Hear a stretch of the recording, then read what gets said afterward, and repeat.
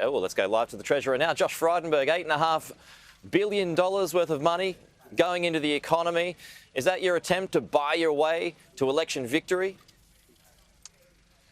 Well, Pete, this is our way to deliver cost of living relief to millions of Australians. As you know, it's a considered package, it's a responsible one, it's temporary and it's targeted.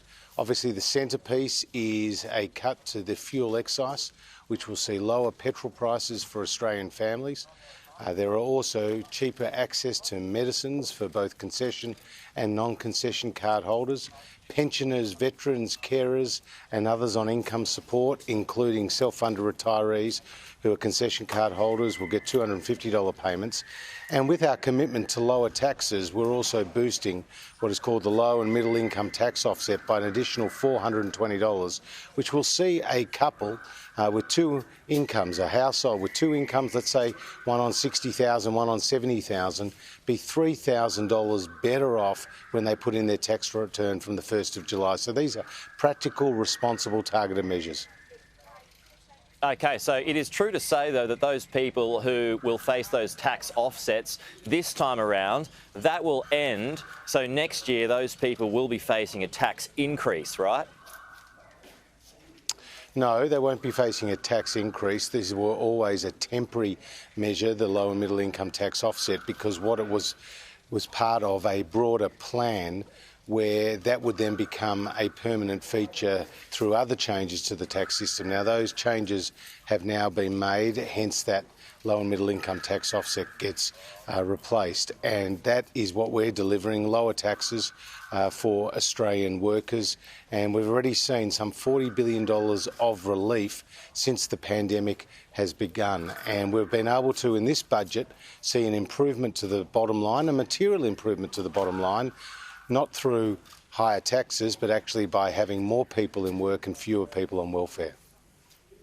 Right, well, on that point, the unemployment rate is heading towards 3.75% by the September quarter, as we know. Yeah. Australians have saved some $250 billion. They've got that ready to spend, so there's a lot of money there. With all of that said, why the need to spend so much money for this budget?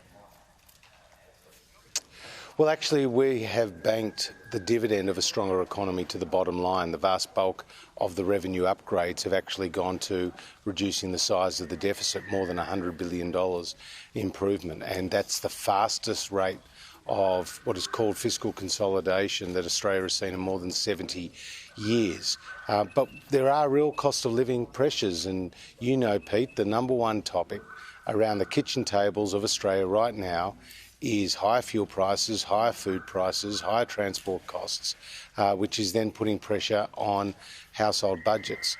And so that is why we've taken the action that we've done. But it's temporary, it's targeted, it's responsible. But as you also point out rightly, the unemployment rate is now heading to a 50-year low.